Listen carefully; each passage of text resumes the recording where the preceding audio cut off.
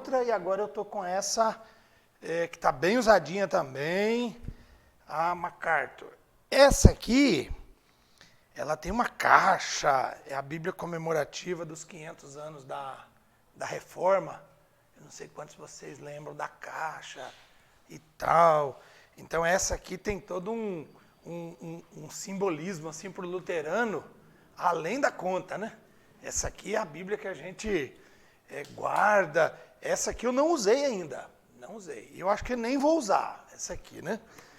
Que é outra bobagem também, porque a gente devia usar, né? Lê para nós, assim, bem rapidinho, o Salmo 23, por favor. Acha nessa Bíblia aí. Tá ok o som? Podemos começar? Opa! Legal. Então tá bom. Tá, eu já sei que você já aprendeu, né? Então, passo adiante aqui. João 3,16. Acha lá para nós.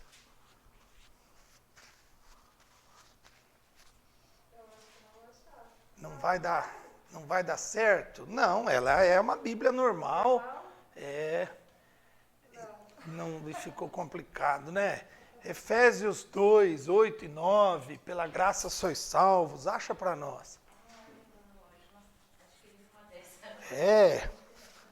Ele já matou a charada, que ele já foi no índice para... Olha lá, ó. Exatamente. Isso. Ó, ela está em Efésios lá. Isso. É o que ele fez. Ele já matou a charada. Quer tentar? Salmo 1. Quanto tempo a gente dá para ele encontrar? Sem ir para o índice lá. Opa.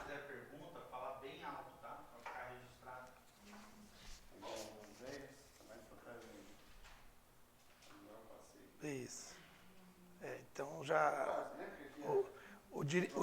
O dirigente do culto vai dizer assim, enquanto o irmão procura, vamos cantar um hino para coleta de oferta.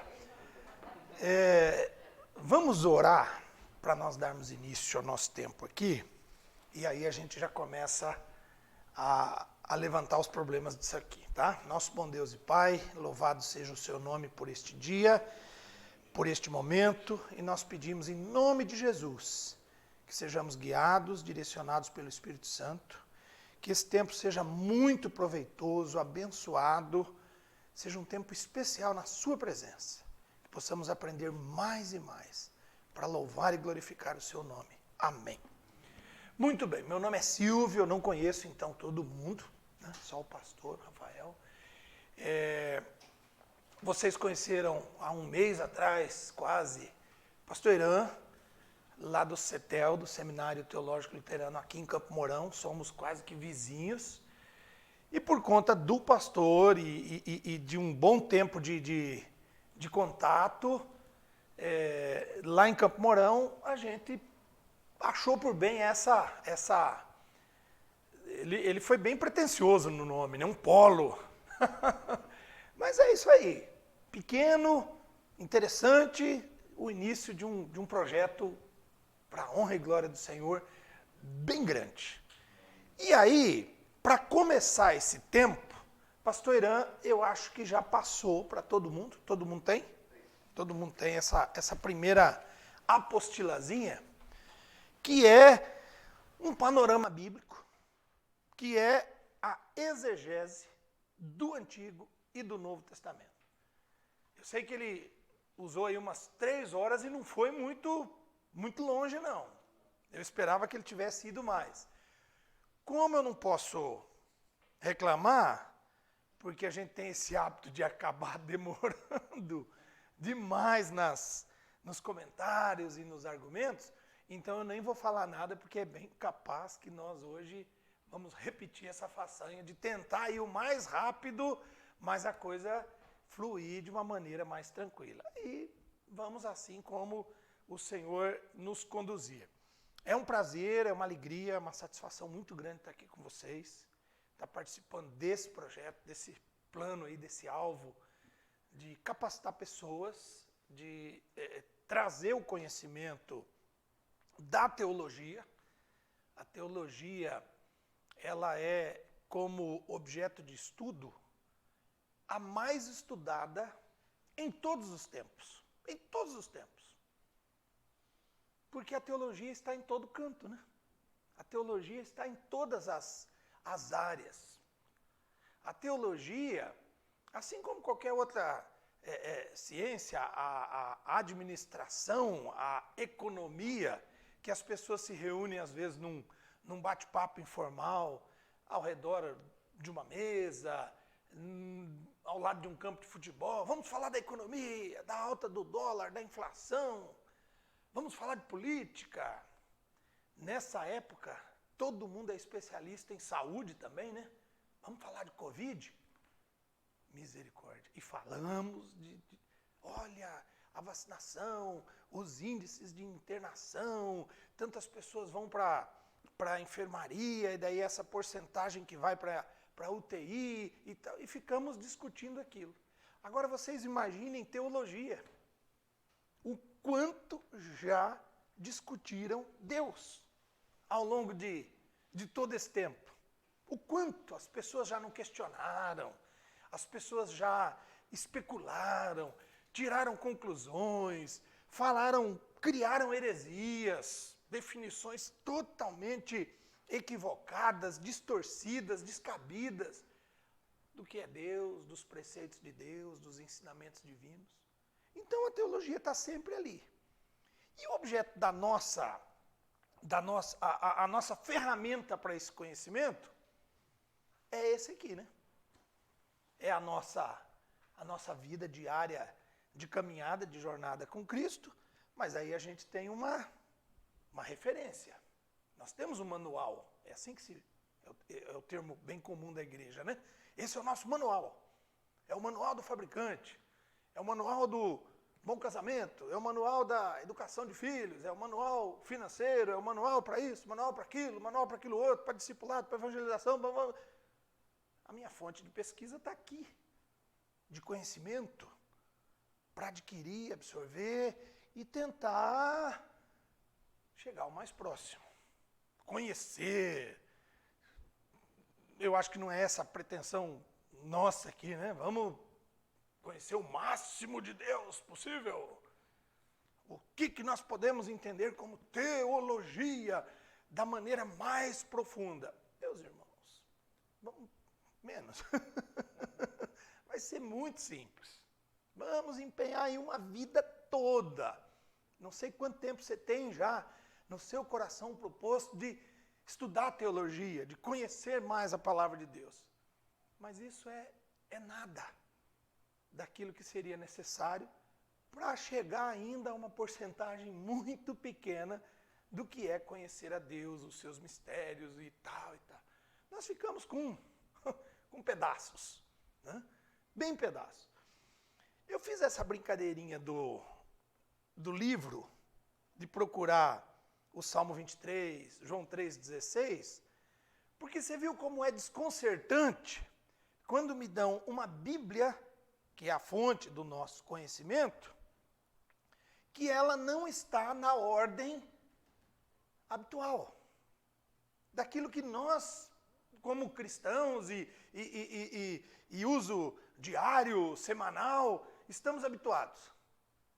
Algumas pessoas, eu podia pedir para ele, na sua Bíblia, o Salmo 23, ele fala, eu vou de olhos fechados. Né? Eu consigo achar com a Bíblia invertida, nas costas e tal. Por quê? Porque nós nos habituamos, a gente sabe o endereço. A gente está ali.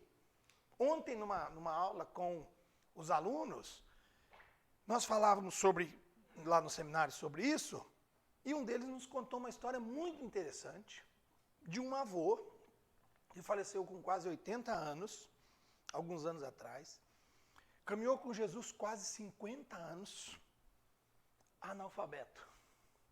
Mas ele sempre foi na igreja com Bíblia. E até foi motivo de riso dentro da sala. Os mais jovens e tal, mas por que alguém analfabeto, que não sabe ler e escrever, usou por quase 50 anos uma Bíblia? Aí é claro que a gente fez lá uma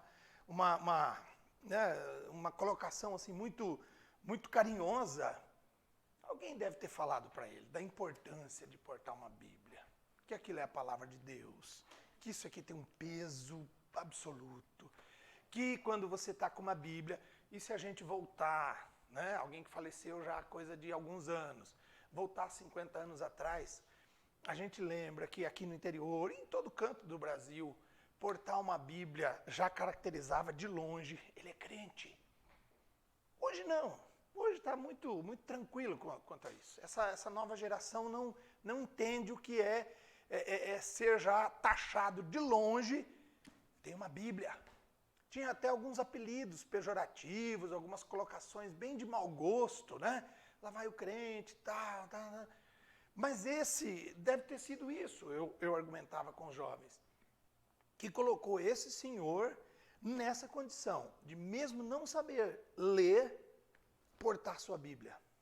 Ele falou, meu avô nunca deixou de ir na igreja portando a sua Bíblia, sem saber ler.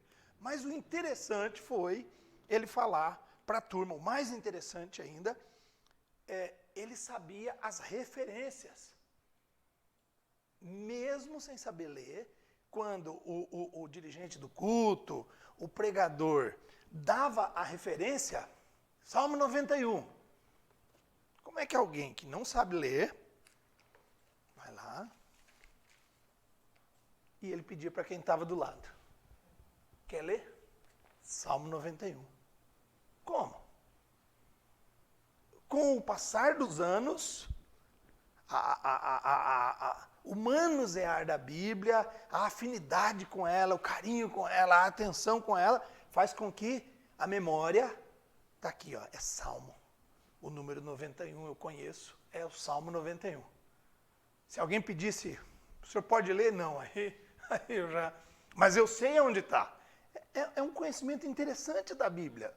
Ele sabe onde está todas as... Né? Se eu tivesse conhecido esse homem, eu não ia perder a oportunidade. Vai lá, Miqueias, Naum, acha Judas agora. Só para desafiar, para instigar, para ver, porque ia ser muito prazeroso entender essa dinâmica dele. Não sabendo ler, sabe aonde está. Conhece, se habituou. Com o passar dos anos, foi ficando íntimo, pessoal. E isso é maravilhoso, gente. Isso é formidável. Por mais que a gente conheça, vamos nos esforçar, vamos nos aplicar, dedicar tantas horas ao dia, por semana, por mês, por ano. Quanto tempo você já caminha com Jesus? Há quanto tempo você já conhece a Bíblia? Todo dia vai ter coisa nova. A Bíblia é tão... Né? É vivo. São palavras que saltam da letra, do impresso, para dentro do nosso coração, produzem sentimentos, né? Mexem com o nosso intelecto, com as nossas sensações. Então isso é maravilhoso. Não tem opção melhor na vida do que estudar a Bíblia. Ler é muito bom, conhecer é ótimo, mas você casar isso, leitura, conhecimento, meditação, na palavra de Deus, no conhecimento da teologia, é maravilhoso, não tem preço. A opção que vocês fizeram é maravilhosa. Vamos lá. Hoje a gente está em 25... Por que eu coloquei 25? Eu já estou lá na frente, né? Hoje é 7. Eu sei porque eu coloquei 25. É porque hoje é 25 do calendário judaico. Dia 7 de abril de 2021. É o nosso tempo. É a nossa maneira de medir o tempo, de colocar uma ordem cronológica nas coisas. Essa semana começou no dia 5 e vai acabar depois de amanhã no dia 9. Né? Tem contas para pagar nesse período? Tem, né? Sempre essa primeira semana ali tem várias contas para pagar. E isso já está dentro da nossa mente. A maneira de pensar, de agendar as coisas durante a semana. Essa é a primeira semana, hoje é dia 7. Hoje tinha alguma conta vencendo para hoje? Alguém lembra? 7/4. Fundo de garantia, o FGTS é hoje. O pessoal das empresas aí é o último dia para ser pago o fundo de garantia dos funcionários, aquele que paga sobre o salário dele. Então, a gente vive assim, fazendo contas do dia de ontem, de hoje, de amanhã e tudo mais. O calendário judaico, o calendário do povo da Bíblia, do objeto que nós vamos já entrar, eles dizem que nós estamos no mês de Nissan, não é abril, é Nissan, no dia 25 do ano 5.781. É interessante olhar para o nosso calendário, o gregoriano, que tem aí pouco mais de 500 anos, e o calendário judaico, que tem um bom tempo. Esse já tem alguns milhares de anos, né? É interessante saber que, de acordo com o calendário judaico, que tem uma contagem a partir da criação do mundo, quando fazemos um comparativo, usamos uma tabela de equivalência, o dia de hoje no nosso calendário com o dia de hoje no calendário judaico, a gente chega ao dia 7 de outubro de 3.760 anos antes de Cristo. O que seria esse dia aqui, essa data? A data da criação do mundo. Como eles dizem que aqui partiu da criação, se nós subtrairmos o nosso, a gente volta no dia 7 de outubro. Legal, né? 7 de outubro de 3.760. Sabe que foi no período da manhã ou da tarde que Deus deu por encerrado? Acabou-se as obras. Acabaram-se as obras. Chega.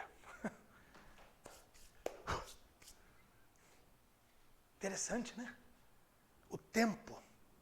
O tempo tem tudo a ver com a Bíblia. Nós precisamos fazer esse exercício de encaixar a nossa cronologia, o nosso 7 de abril de 2021, com o tempo que nós vamos estudar aqui agora. O tempo das coisas. Quando aconteceram aqueles fatos? De que maneira eles aconteceram? Porque isso ficou como escrito bíblico.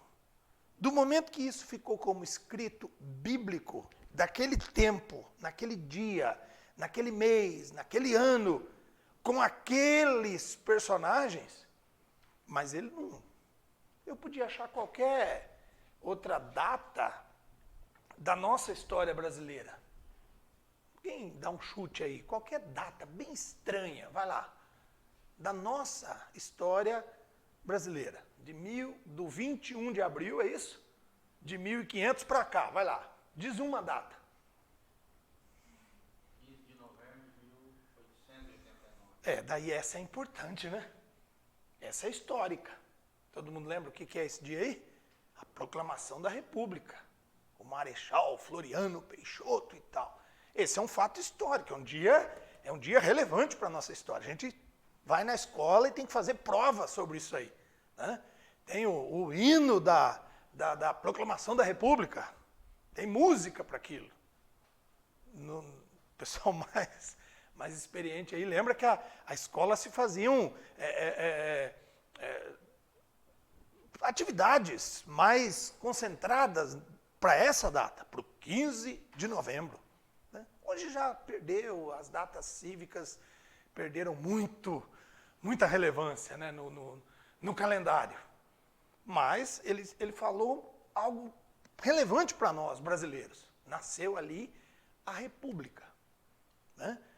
Vamos pegar um dia mais comum agora, bem mais comum, sem um fato histórico marcante, um dia comum. Pega aí o dia do seu nascimento e volta 100 anos atrás. Quanto que vai dar?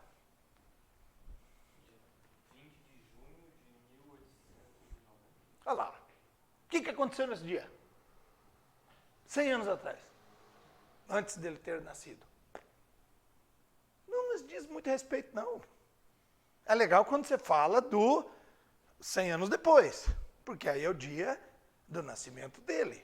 E todo mundo lembra que o dia do nosso nascimento se repete através do nosso dia de aniversário, né? Eu gosto do termo em espanhol, né? Qual é o dia do teu cumpleanos? Não é assim no espanhol? É que você está cumprindo, você está passando, né? Por mais um dia, por mais um ano no seu calendário. Eu tenho que olhar a Bíblia, e quando eu vejo a Bíblia e tento encaixar datas, é muito interessante pensar que tem datas aqui, locais, personagens, que podiam passar totalmente desapercebido. Ó, isso aí não me interessa.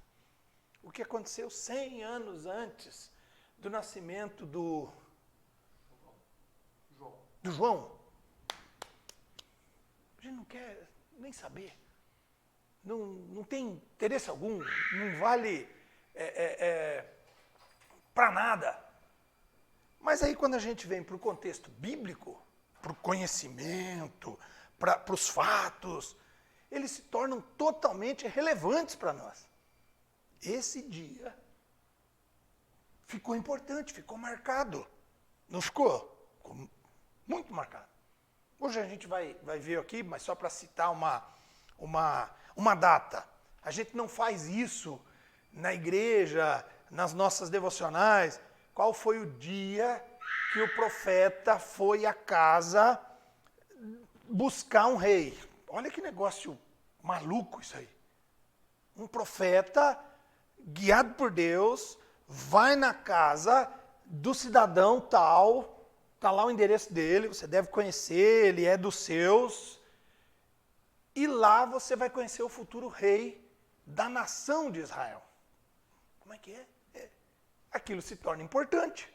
Aquele dia se torna totalmente relevante. A gente não comemora o aniversário, nem é feriado para nós, o dia da escolha de Davi como rei, mas qual é a importância do Davi como personagem bíblico para nós? Nós aqui, ó, 7 de abril de 2021.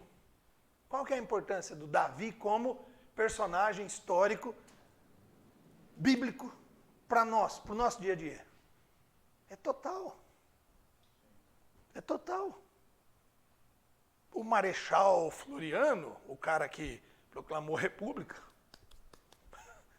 mas o Davi não é patrício nosso, não é brasileiro, não foi rei do Brasil, nasceu entre aqui e aqui, a gente não sabe o dia, mas aí ele se tornou tão relevante, tão importante para nós. Alguém lembra um motivo, pelo menos, por que Davi é importante para nós, cristãos do século XXI? Por quê? Você imagina? Quando você lê a genealogia de Jesus nos evangelhos, pá, tá lá o nome do cara. Não tá o nome de um familiar nosso. Meu, não, tá o nome do rei Davi. Outra coisa, mais um. O cidadão foi usado por Deus para escrever algumas porções da Bíblia. Mais ou menos uns 50 salmos. Tá bom para você? O que mais? Ele é personagem totalmente relevante, importante do Velho Testamento. E no Novo Testamento, além das referências nos evangelhos, tem um outro momento mais à frente, onde dizem assim, Davi, um homem segundo o coração de Deus. Será que é importante um cara desse? Então ele deixou de ser só um personagem que foi escolhido numa data qualquer para se tornar o nosso personagem. Eu imagino que deve ter muito cristão ao redor do mundo nesse tempo todo aí, que quando soube que a esposa estava grávida de um menino, ele disse, vai se chamar Davi. Eu imagino que milhares e milhares e milhares. Assim como nós já vimos Benjamim, Isaac. Alguém tem um filho, uma filha com nome bíblico aqui? Miguel, Emanuel, Mateus. Quantos?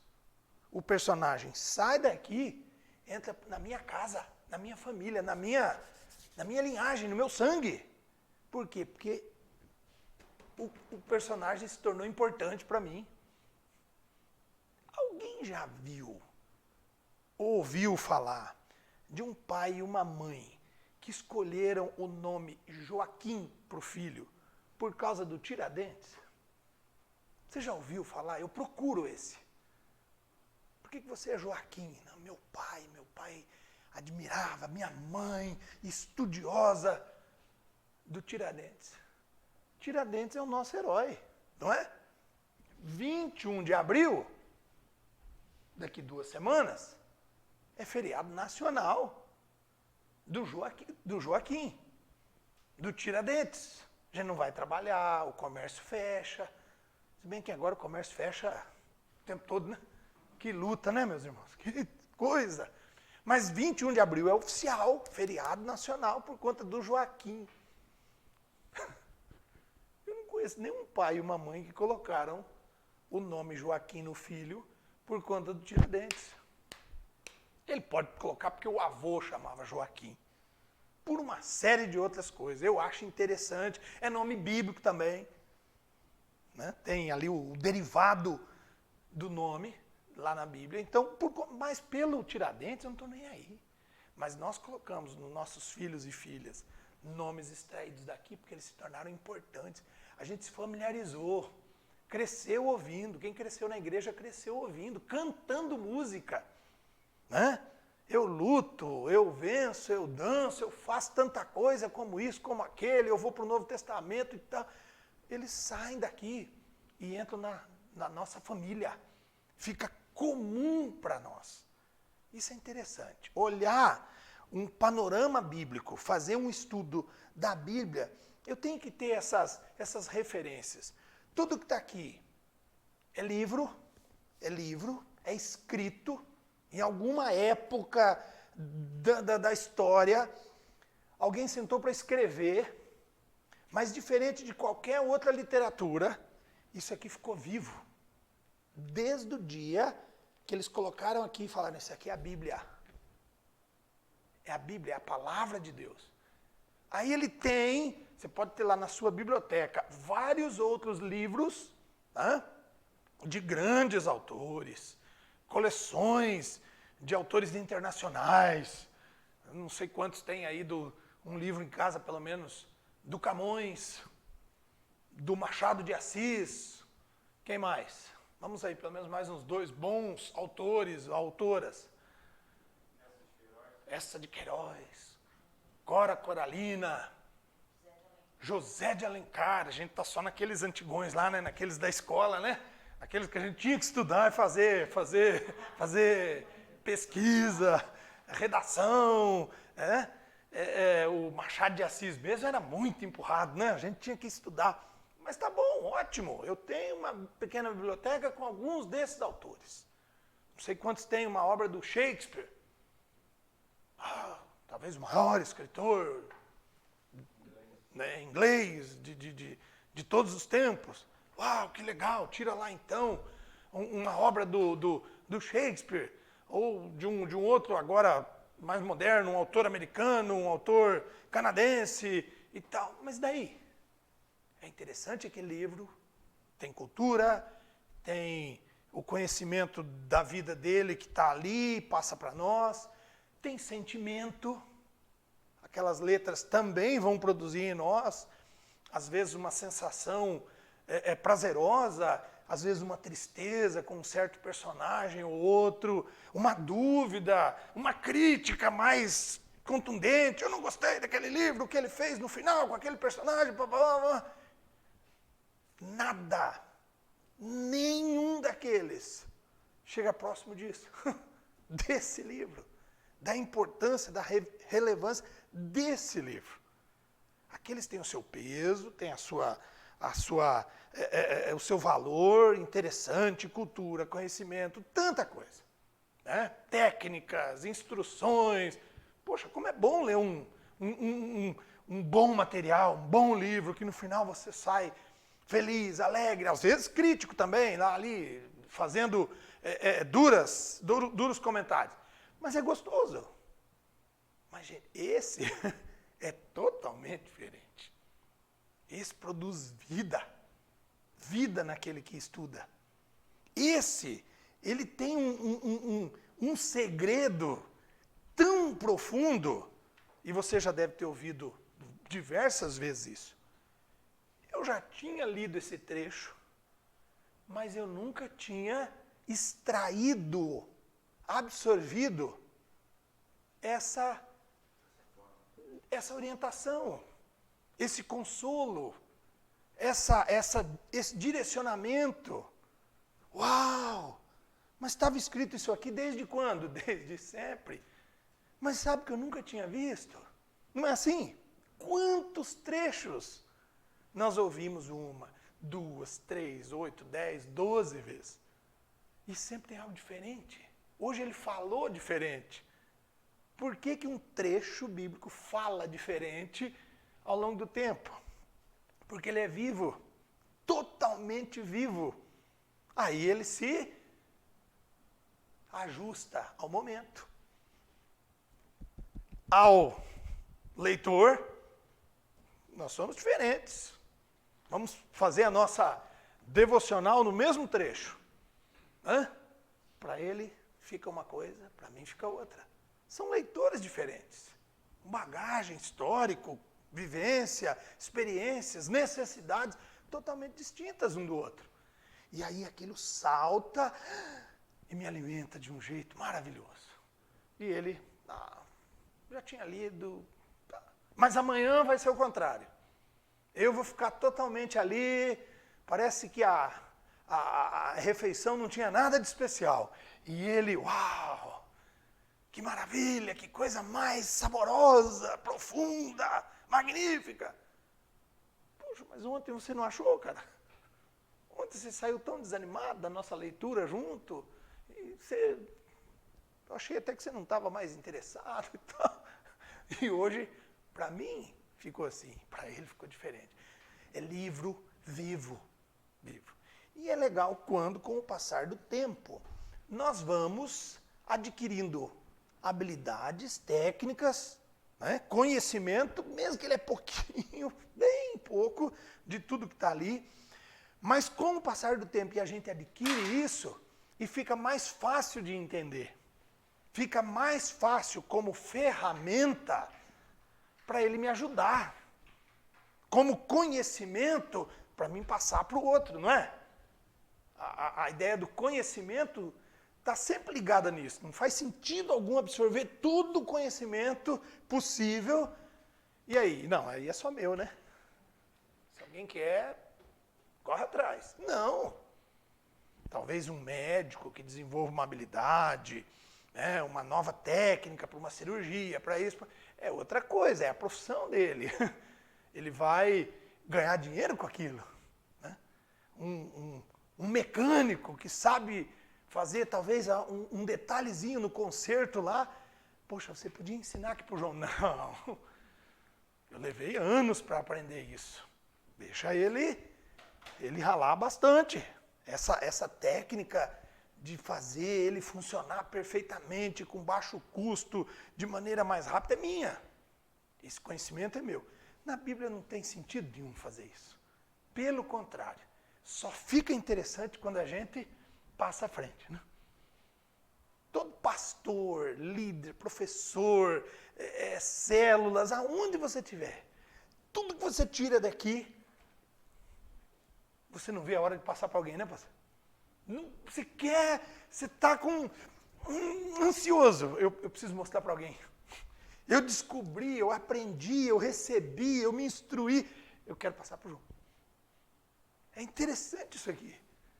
É uma fonte tão inesgotável que eu vou tirando. Não, eu descobri uma coisa aqui, mas não vou falar para ninguém. Não, com a Bíblia não tem sentido algum isso. Tudo que nós absorvemos, guardamos, conhecemos, eu quero repartir. Eu quero, porque ela é uma fonte inesgotável, é uma riqueza tão profunda, eu vou tirar, eu vou garimpar daqui pedras preciosas. E, gente, quanto mais eu tiro, mais aparece, né? Mais tem para oferecer. E aquilo me enriquece, a ideia do garimpar é isso, né? Todo mundo que vai para o garimpo, ele vai para ficar rico, né? Para ver se ele acha a grande pepita de ouro, diamante, esmeralda, seja lá o que for, para ele voltar rico. Aqui a gente volta rico. A gente está sempre se enriquecendo. E se eu repartir com a Lariane, dá a impressão que eu fiquei mais rico ainda, porque agora nós dois temos a pepita. Hã? Mas eu não teria que repartir com ela, não. Ela se multiplica. Poxa, isso aqui vale 1 milhão. Tá bom, dá para ela que vocês vão ter 2 milhões. Vamos repartir com esse pessoal aqui para todo mundo ficar rico, não é assim? Às vezes com coisinha simples que está aqui. Vamos lá nos provérbios. Eita, como faz falta hoje ensinar provérbios para os nossos adolescentes. Fazer eles decorarem o livro de provérbios. Isso é um exercício quase impossível. Mas guardar aquelas sentenças que o escritor de provérbios deixou assim tão clara. Está ali. Reparte com ele. Coloca na cabecinha dele. Eu me lembro de ir num guarda-roupa uma vez, de um adolescente. A mãe pediu para entrar no quarto. E ele era um guarda-roupa bem pequeno, um pouquinho maior que esse armário aqui. Acho que 2, 3 portinhas assim. Mas quando ela abriu, a sua satisfação em mostrar para nós da igreja, era que dos lados, o interno das portas, estavam todos escritos, coisa de adolescente. Pegar caneta, pincel atômico, lápis, e escrever em todas as portas. Provérbios. Ele tinha, eu acho que, o livro todo de provérbios escrito nas suas portas. O que é isso? Isso é um tesouro. Deixa eu conhecer esse rapaz, abraçar, beijar ele, porque hoje tá difícil. Escrever provérbios. Aquelas sentenças, algumas fortes, gritantes que saem dali, que tem vida, que parece que o cidadão andou na cidade essa semana, né? Leu os jornais, acessou os sites de notícias da região, aí ele vem, dá uma sentença, ele define uma situação, ele aponta um caminho com 3 linhas. Olha que maravilha, aquilo tem vida, aquilo é atemporal, passa totalmente. Ele não escreveu aquilo há 3.000 anos, escreveu hoje de manhã. E isso é preciosidade, é riqueza que nós temos. Vamos lá, vamos nesse jeito, vamos para a nossa página 12, na nossa apostilazinha, e aí eu gostaria que você abrisse então a sua Bíblia de estudo para o livro de Juízes, tá? Juízes. Pastor Irã foi até Josué, isso? Agora, vá na sua Bíblia de estudo. A minha tem o início do livro de Juízes assim, ó. Ela tem um comentário. Eu estou vendo aqui que a tua tem uns mapas, né? Isso, é isso aí. Exatamente, minha irmã. Juízes, olha ali. Né? Tem uma paginazinha que os comentaristas, os estudiosos, os teólogos, ao longo do tempo aí, têm feito, e aí as edições de cada Bíblia, qual que é a sua de estudo? Olha lá, é a Bíblia... Opa! Deixa eu pegar a minha do Lutero, porque ele tem a do Spurgeon. Meu... Então é forte. A sua, minha irmã? Bíblia, Gary Chapman, As Linguagens do Amor. Né? O que vocês têm ali? Essa é a da mulher? Bíblia da mulher, minha esposa tem uma dessa. Aplicação pessoal. Anotada e expandida. Todas diferentes. Ó, ninguém repetiu aqui. Mas todo mundo tem, antes do seu livrinho, esse comentário, esse esboço. Não é? É um pequeno esboço. Algumas Bíblias gastam 2, 3 páginas. Tem umas que a sua é bem pequena, né? É uma página. Olha lá. Juízes, pronto. O que ele nos mostra? O título, né? Sempre ele faz um comentáriozinho, o título. No meu comentário, o livro recebe o título adequado de Juízes, pois se refere aos líderes que exerciam essa função. Juízes. Julgavam o povo. Voltamos um pouquinho no tempo. O livro anterior foi Josué. Josué é aquele personagem tão grande que dá nome ao seu próprio livro, que substituiu um outro personagem. Quem que é o cara aqui? Que Josué substitui? Moisés. Então a gente está só dando um passo à frente. Moisés, Josué, e aí o Josué morreu. 110 anos, um pouquinho menos que o Moisés, homem de muita relevância na história, né? Eu já conheci vários meninos que se chamaram Josué. Talvez o pai pensou no Josué, né? Talvez ele cresceu, assim como eu, cantando na minha época, vem com Josué lutar em Jericó. Eu nunca cantei, vem com Tiradentes lutar. Da onde que era o Tiradentes? Isso, mas ele tinha uma cidadezinha lá, Alfenas, acho que é Alfenas. Cidadezinha até famosa lá. Tem que me esforçar muito para lembrar alguma referência geográfica do Tiradentes. Mas e do Josué? Pá, você bate Josué, você liga na hora, Jericó. Não é? Jericó, homem valente. A gente lembra uma dúzia de coisas de Josué, de Moisés, de Abraão. Então, olha que interessante. Salta daqui e vem para o meu dia a dia. Repetindo isso que a gente falou há pouco.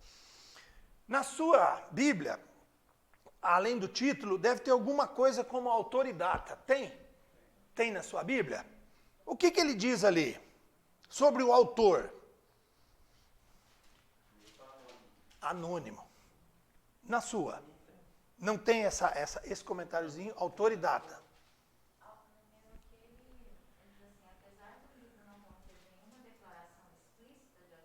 A tradição atribui a Samuel, exatamente. O autor não é mencionado, mas o Talmud judaico identifica Samuel, profeta-chave, como possível autor do livro. Na sua, irmã? Também. Apesar de anônimo, acredita-se o livro ao profeta Samuel. Olha aí. Viu que interessante? Fica como anônimo, ninguém bate a sentença, foi Samuel, mas tem uma tradição, tem isso, tem referências extra-bíblicas que vão dizer que foi Samuel. Tem tudo a ver. Tempo, se fôssemos para a cronologia dos fatos, ia encaixar certo. Vamos pegar a outra Bíblia, a de ordem cronológica. Vamos achar onde está Juízes, onde está Samuel. Eles vão se intercalar, eles vão viver no mesmo período. Então veja, é um livro, é um profeta, é outro livro, mas que se entrelaçam. Porque a gente está falando do mesmo povo, do mesmo lugar, do mesmo período.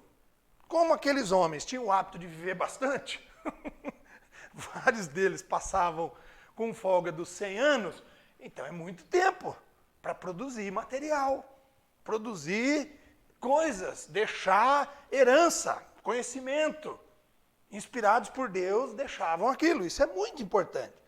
No meu comentário, o terceiro parágrafo ali, ele chama de pano de fundo. Na sua também? Como é que está na de vocês aqui? Do livro dos Juízes. Olha lá, ó. Que seria o pano de fundo, né? o que estava acontecendo no momento. O que estava se desenrolando naquilo lá. Como é que está o seu? O teu chama motivo. Olha lá. Pano de fundo. Condição da nação, o motivo. Por que foi escrito? Motivo. É legal um comentarista, é bem pretensioso ele, né?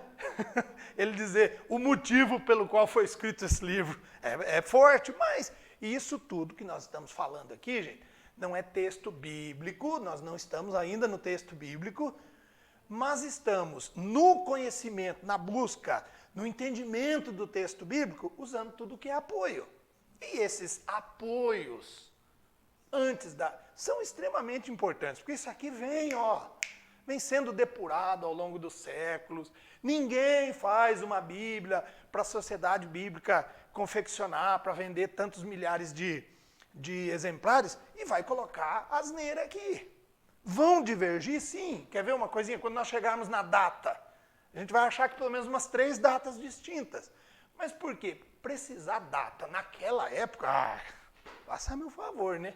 Ninguém vai conseguir. Então há essas divergências. Um de vocês lê o pano de fundo. Como é que está na sua, meu irmão? Na sua não é pano de fundo, é o quê? Passa batido essa informação. Na sua, o que diz?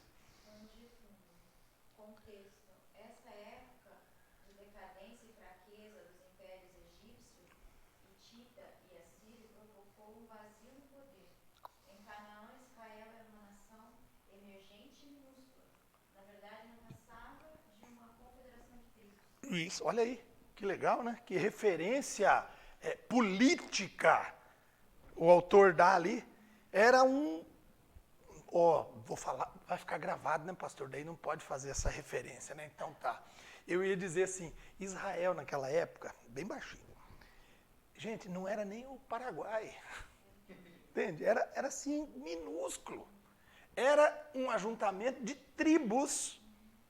Tá lá a tribo tal, a tal, a tal, a gente se junta, divide um pedaço de terra, uma fazendona para cada um, e pronto, foi isso que Josué fez. Josué, para o período dos juízes. Os grandes países estavam ao redor. Estavam lá, o que foi o Egito, os outros grandes países estavam distantes. Israel não é quase nada, mas não é bem assim, né? A gente sabe daí, lendo, quando você amplia, sai dos juízes e faz a exegese como um todo, Israel, o que é Israel? Israel, o povo escolhido por Deus. Ele prossegue dizendo assim, Canaã, uma terra de grande importância, situada na interseção de 3 impérios, era habitada por uma mistura extraordinária de povos Olha lá. e religiões. Isso. Até, voltando para Josué, a ordem era tomar posse da terra na base da espada por conta disso. Não pode ficar ninguém. E Deus é Senhor da história, ontem, hoje e sempre, Ele sabe muito bem o que vai acontecer. Já nós vamos entrar em outros assuntos aqui nos livros a seguir, que é o grande problema da nação de Israel. Como é que era a composição política de Israel? Como é que era a maneira de administrar, que a teologia chama, em Israel naqueles dias? Israel era uma democracia? Era uma ditadura? Por enquanto, Israel era um reinado, era um rei, um império. Não. O que Israel é? A famosa teocracia. Lembra? Deus é Senhor absoluto daquela nação. Foi Ele que escolheu o fundador da nação, o lugar para fundar a nação. Só faltou Deus escolher a data. Ô Abraão, você chega no dia 21 de abril de 1500 e desce do barco. Só faltou ele falar isso pro Abraão Cabral, né? Uma data específica. Mas foi Deus que fundou aquela nação. E todo o entendimento que nós temos, olhando ali o Velho Testamento agora, deixa o Novo um pouquinho, é Deus agindo na história a favor daquele povo. Colocando a mão forte sobre aquele povo. Vai todo mundo para o exílio. Todo mundo vai ser escravo. Senhor, tem misericórdia. Todo mundo para o escravo, para o exílio, para a Babilônia. Anos e anos de servidão. Estranho, né? Deus como senhor daquela nação, literalmente, totalmente. Era muito estranho, mas aconteceu isso. Está ali, claramente. Você pensa que era, o Nabucodonosor é o cara. Não. Deus é que permitiu, abriu, e tudo aconteceu. Então a teocracia estava lá, Deus no poder, sempre. Mas não tem, de maneira alguma, Deus como é que eu vou colocar aqui uma palavra que fica bem fácil para a gente entender? Nós não vemos Deus em momento algum, nós vemos Ele fazendo milagres, muitos milagres. Mas quer ver um termo que a gente entende fácil? Nós não vemos Deus forçando a barra. É assim que a gente fala? Forçando a barra, né?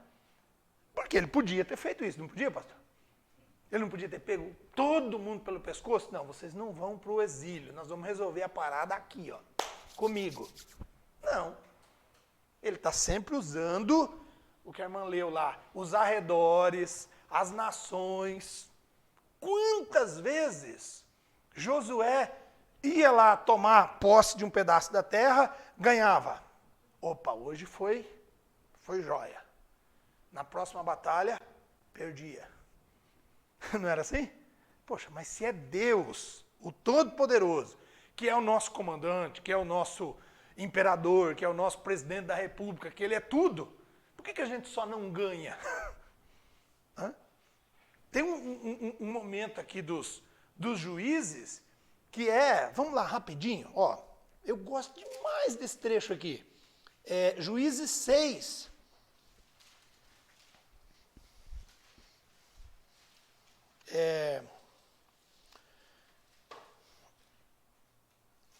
vamos fazer da maneira errada, começar do meio do versículo para frente, vocês já vão entender por quê. Olha o versículo 1 do capítulo 6, na minha Bíblia, ele vai a primeira linha e metade da segunda linha, aí ele tem um ponto e uma vírgula. Como é que está na sua? 6:1, Juízes 6:1. Primeira linha está reta, sem nada de pontuação. Segunda linha, no meio dela, tem um ponto e vírgula. Aí ele tem a seguinte frase, na minha tradução. Por isso o Senhor os entregou nas mãos dos medianitas por 7 anos. Bateu? Está mais ou menos aí? Por isso o Senhor os entregou na mão dos medianitas. E ainda ele dá o período, para a coisa ficar... Não foi uma batalha, durante uma semana, foi um período de 3, 4, uma estação do ano, não. Está ali, 7 anos. 7 anos é bastante tempo, né? Quando a gente lê o restante do trecho, nós vemos a prática comum de opressão que os medianitas faziam. Os caras eram tão covardes que eles esperavam o judeu plantar, cuidar da produção, capinar a grama, né, passar o Roundup, não é assim que hoje seria isso, né? Passar o veneno, jogar ureia, é assim que os agricultores fazem hoje, né? E aí, na hora de colher, na hora de vir com aquela bem gigantona, aquela verde, qual é a marca daquela? John Deere, que vale quase R$1 milhão, para colher 150 sacas de soja, quem que vinha com a John Deere? Os medianitas. Pá, colhia, colocava no caminhão e entregava lá na Coamo, né? Lá em Camorão, na Coamo. E enchia os bolsos. Esse ano eles encheram os bolsos, né? 100 e tantos reais a saca de soja. Esse ano foi bom. Nós é que vamos penar para pagar um pet de óleo, né? Para cozinhar 1 quilo de frango, de porco. Exatamente. Então, é assim, né? Hoje alguém diria assim, se fosse contextualizar esse texto aqui, fizeram mal perante o Senhor e os entregou na mão dos chineses, que compram todo soja, minério de ferro, açúcar, frango, porco, e nós brasileiros ralamos para pagar o preço que eles fazem. Mas veja, aqui, no dia dos juízes, Deus agindo, mas agindo como? Poxa, Senhor, 7 anos? Aí, se a gente continua, tem o grande personagem ali, o Gideão, um dos juízes, né, que vai livrar e tal, com um grupo bem pequeno, de maneira sobrenatural, Deus vai agir à noite e vai livrar. Mas 7 anos, gente. Esse pessoal plantou e não colheu. Plantou e ficou só com os restos da lavoura. Imagino que deve ter sido uma vergonha. Como é que um pai explicava para os filhos em casa, não tem comida por muito tempo. Mas você não plantou a nossa lavoura? É, mas os midianitas vieram e colheram antes do pai. que vergonha. E talvez se tivesse um menino mais abusado, ele ia olhar para o pai, né? E onde está o nosso Deus? Você conta a história toda noite que o nosso Deus trouxe a gente do Egito, que as muralhas de Jericó caíram e tal, que vinha comida do céu. Ô pai, menino bem abusado, né? Aí o pai já, naquela época, sem conselho tutelar, essas coisas, regime judeu, imagino que esse menino, aí sim ele dormia sem jantar. Levava bem levado e dormia sem jantar uns 7 anos. Né? Mas é Deus agindo. Quando eu tenho que fazer o meu entendimento aqui, por que Deus fez isso? Vamos voltar então para a primeira parte do versículo 1. Lá está a explicação. O autor coloca de propósito o motivo no início. Ele dá a largada ao problema já contando a causa. O que tem na sua Bíblia? O primeiro trecho, a primeira sentença. De novo, os israelitas fizeram o que o Senhor reprova. A versão dela ainda é mais complicadora ainda do que a minha. A minha só fizeram os filhos de Israel o que era mal perante o Senhor. No dela tem um detalhezinho. Não, de novo. Quer dizer, o que é de novo? Mais uma vez? Você está repetindo? O Deus Todo-Poderoso, a teocracia está funcionando. Está funcionando. Ele é Senhor da história. Cuidador de tudo. Mas, pisou na bola comigo? Pronto. Isso. Se eu tiro a mão, vocês não produzem. Se eu tiro a mão, a proteção, vocês produzem, mas não colhem. Vamos mudar essa história. E aí entra o Gideão e tal, e vai haver livramento. O livro de Juízes, ele passa esse período todo fazendo isso. Todo. É um período grande. Se a gente volta lá no nosso esboço, cadê aqui aonde eu achei o tempo? Mas ele vai de 1004 até, são em torno de 300 anos. 300 anos, gente, é muito tempo. 300 anos de história. É um grande capítulo histórico, onde 13 juízes, nós tivemos juízes de 40 anos de mandato, né? Tivemos juízes de 7 anos, curtos. Tivemos juízes formidáveis, Gideão.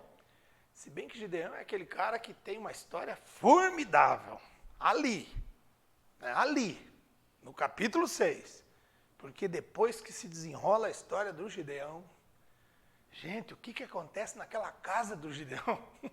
Ele era juiz da nação, mas não era juiz da sua casa.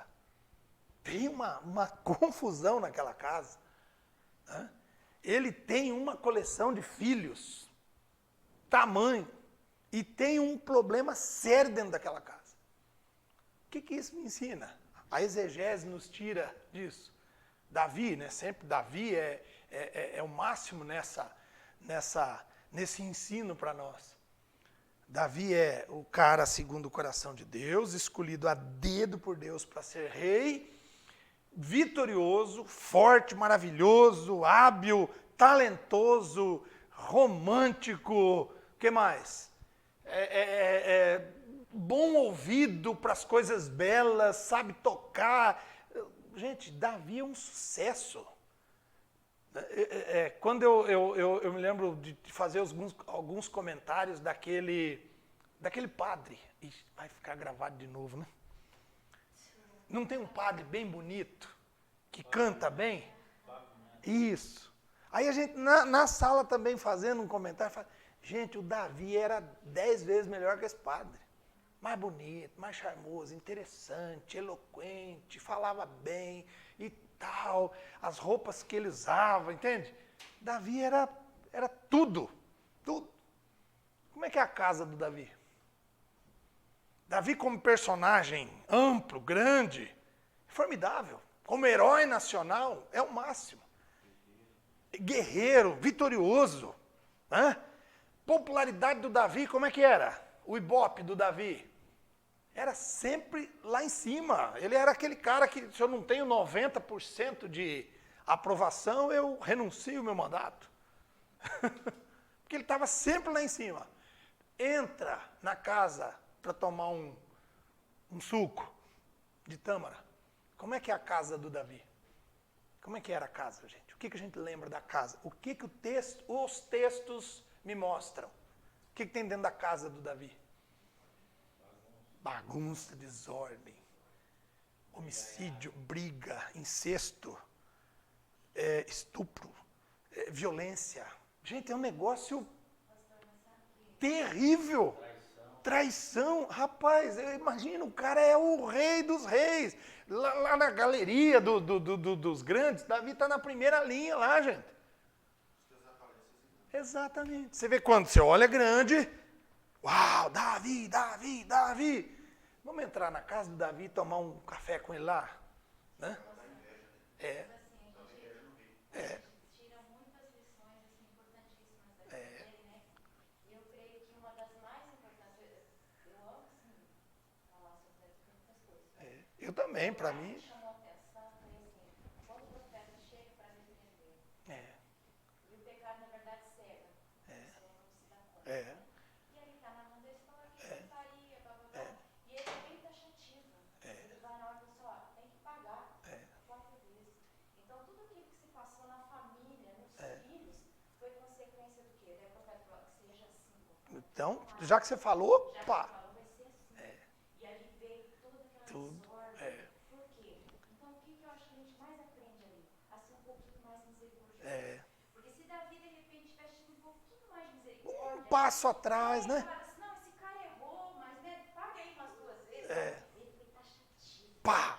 Sabe? 4 vezes ele tem que pagar. Aí o profeta já É você o cara que deve a conta.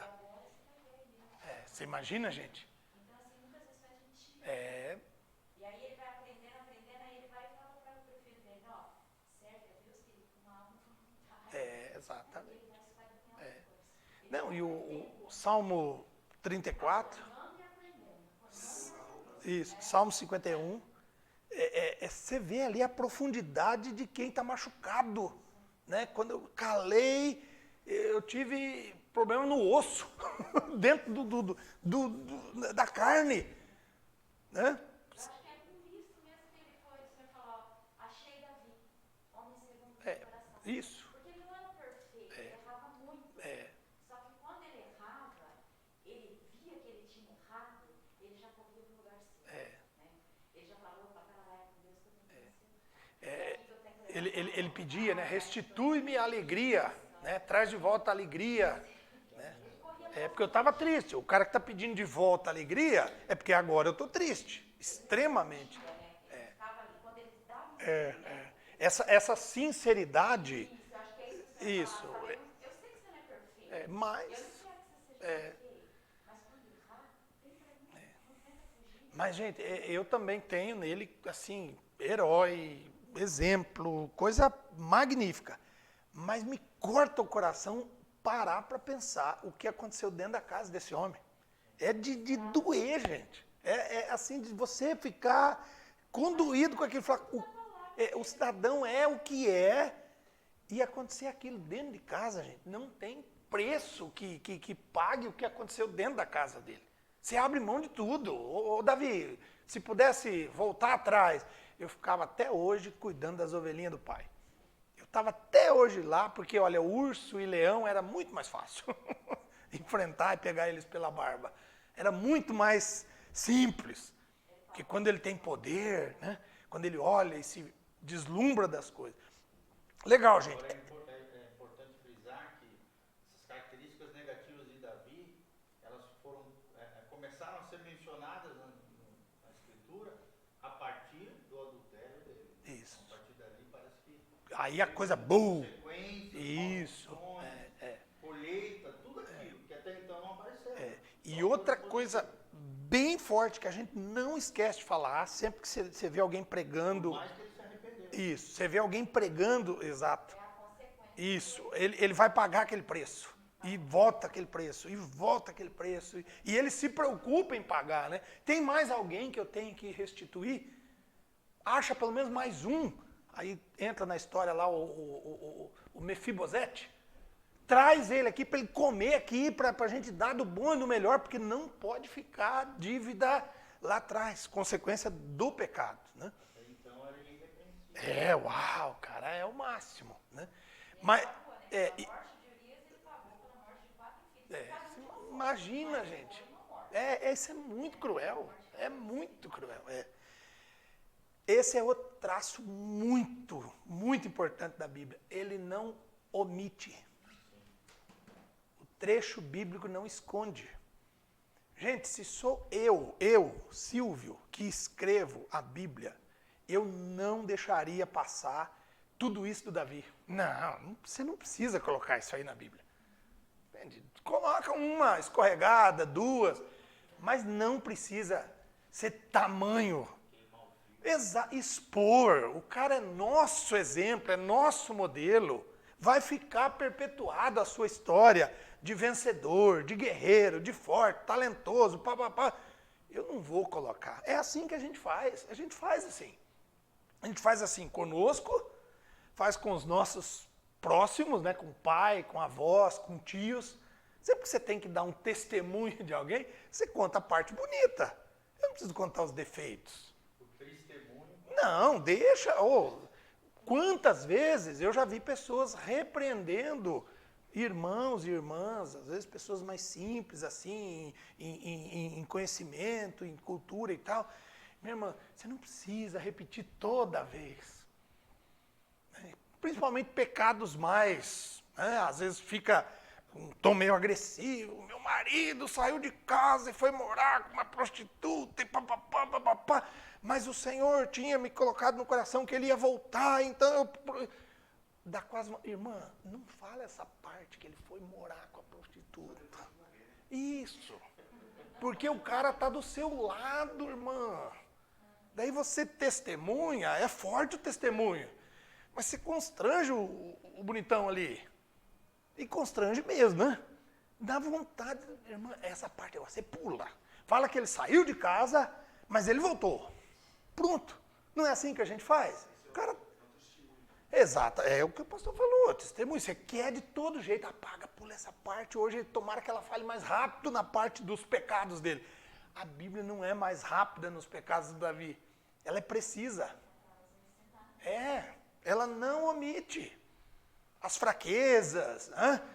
O que fez Pedro, escolhido por Jesus, o que Jesus tinha de projeto para a vida de Pedro, precisava colocar aquelas fraquezas, aqueles destemperos dele, aquela parte da funcionária lá, da faxineira, eu tirava pelo menos aquela parte lá, porque ele não precisava ter negado para aquela mulher. Para um soldado ainda tem ali a insegurança, eu posso ir preso e apanhar igual Jesus está apanhando. Mas a criada, gente, a escrava, quer saber, eu sou da turma de Jesus. Eu ali já colocava o Pedrão falando bem, mas não fica claro, a Bíblia não omite, é fato, está ali. E aí temos que fazer o entendimento, né, como um todo, pegar isso e ver que são homens e mulheres como nós. comuns, têm a sua grandeza, né? O objeto que Deus colocou na mão deles. Quem na Bíblia vai ser o perfeito? Tem um ou outro ali que esse você não cobra, né? Quem lembra? Alguém lembra um assim que ficou de ponta a ponta irretocável? Alguém lembra? É. Tem mais um. É sempre os dois que a gente, nas aulas, a gente puxa os dois. Eu não tinha pensado nesse. José. Pode. José. Como é que é o José?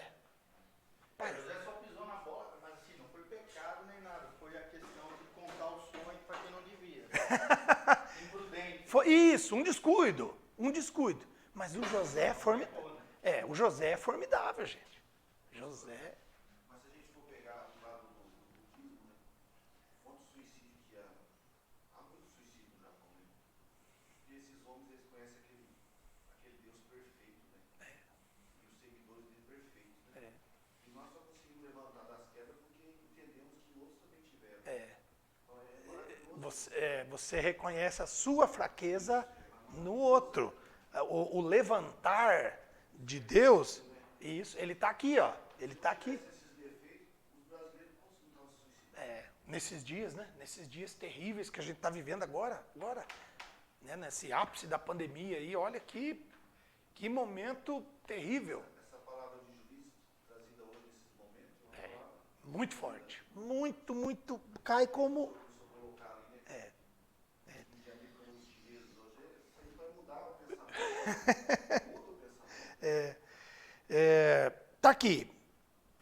É isso do juiz, a gente não tem que se aprofundar muito, é isso mesmo. Vamos para o livro de Ruth. Vamos para Ruth.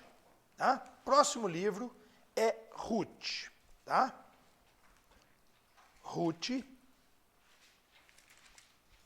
Vamos fazer a mesma coisa, olhar no seu esboço, lá da sua Bíblia, primeira parte. Né?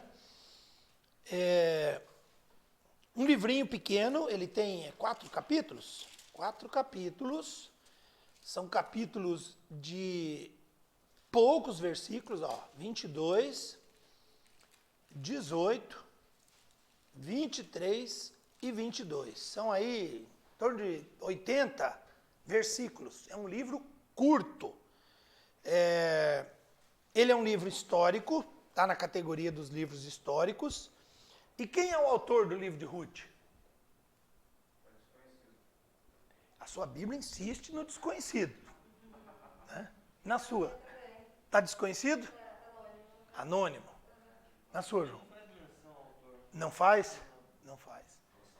Olha lá, ó. O autor não é identificado no texto, o Talmud e a tradição judaica sugerem que o livro de Ruth vai ser de Samuel. Samuel vai levar o crédito por uma boa porção. Já que a gente não sabe quem escreveu, põe Samuel.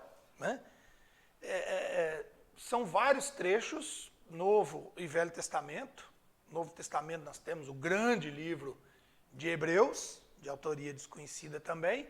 Tem lá os seus defensores, né? Esse, aquele outro. Mas também é um livro que não tem de maneira clara, totalmente assim, objetiva, quem escreveu. Já no Velho Testamento nós temos diversos livros. São vários livros que têm essa condição. E aí... Aqui ele até sugere que são outros autores sugeridos, também seriam Ezequias ou Davi. No entanto, as evidências textuais não confirmam nenhuma dessas. Isso, Você viu? Essa aí não... Nós pegarmos em Juízes, fala assim, naqueles dias não havia rei de Israel, cada qual fazia o que achava mais reto. Nós temos aí cada juiz que é mandado de uma forma. Isso. Aí no livro de Ruth fala assim, um período obscuro na história de Israel, quando as pessoas viviam para agradar a si mesmos. Isso, Não. É a continuidade, Juízes, Ruth. Isso. A ideia é essa, o exegese é isso. É olhar grande, abrir os olhares, mas o texto bíblico, por ser vivo, por ser... a Bíblia se autodenomina assim, né? Ela é... Como é que diz lá?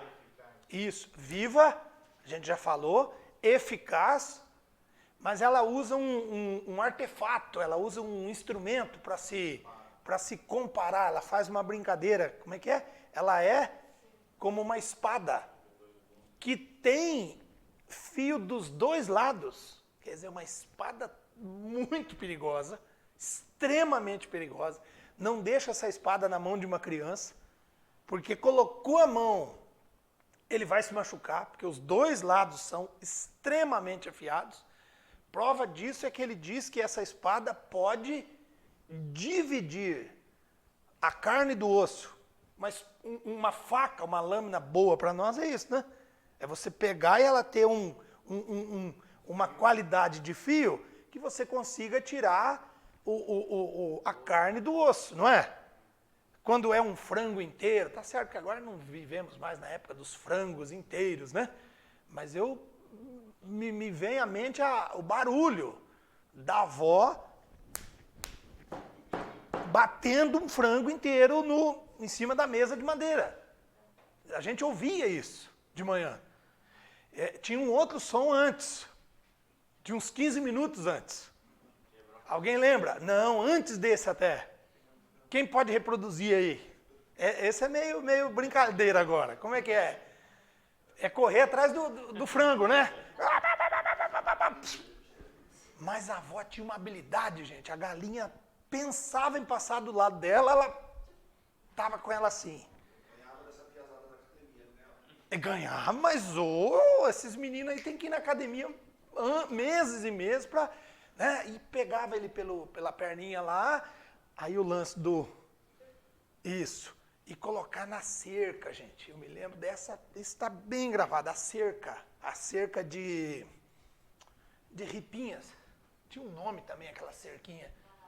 Eita, irmã, agora uma viagem no túnel do tempo, hein? E aí amarrava as perninhas e pendurava lá e deixava escorrer o sangue. Nisso já estava a água para dar o banho, né? Para fazer e tal. E a faquinha era esse. E rapidinho, era coisa assim de 10h30, 11h30 o almoço estava pronto. Matou, limpou, picou, jogou na panela, mexeu a polenta. Eita, que delícia, hein? Frango com polenta, um arrozinho e tal. É uma delícia. Com franguinho, bem... Minha mãe sempre, ela de lá, ela diz, o que você quer comer? Já sabe, é um frango. Com galinha. Uma galinha, um arrozinho branco assim. A Bíblia ela é tão interessante quando ela fala eficaz, penetrante, corta mesmo, dois lados extremamente perigosa para manusear. E a gente tem visto essa contextualização que você vem fazendo aí é muito clara no uso inadequado da Bíblia ao longo do tempo. Quantas pessoas usaram a Bíblia como forma de opressão, alienação, né? Vantagem. Como é que eu posso dar um jeito aqui e tirar vantagens? Ficar rico, dizendo que todo mundo vai ficar rico, mas quem fica mais rico sou eu. Isso é claro no nosso tempo. Nós temos visto isso aí sempre. Algumas coisas que você deixa de lado, que você ressalta, algumas maneiras de interpretar, algumas técnicas que você usa, e aí todo mundo quer ouvir, todo mundo gosta de ouvir daquela maneira, né? O modelo do Davi, que confessa pecado, se arrepende do pecado, abandona o pecado e é julgado por aquele pecado, ele não fica muito interessante hoje, né, pastor? Para o púlpito ele não é interessante. Então vai uma dica aqui, ó, não use muito no púlpito isso aí, porque você não vai ser bem sucedido. Falar de pecado, a gente já tem visto igrejas que ficam longos períodos sem falar de pecado no púlpito. O pecado, a exegese me ensina que o pecado está aqui o tempo todo. Abriu a Bíblia, é pecado. É a queda da raça humana, não é? Já que estamos lá no ano 5.781, caiu o pecado, fizemos escolhas erradas, e vai, e vai. E o livro dos Juízes, e Ruth. Ruth é interessante, né? Nós vamos ver agora. Ruth, ele é um momento romântico em toda essa confusão que está acontecendo. Esses 300 anos difíceis aqui que estão acontecendo. Mas aí, se eu falo muito de pecado, se a minha exegese traz, quando eu associo a minha hermenêutica, a maneira de, opa, eu achei aqui, que não é bem assim, que a gente pode aliviar, né, que a gente pode trocar, achar alguns sinônimos, achar algumas palavrinhas mais suaves, para não condenar tanto assim.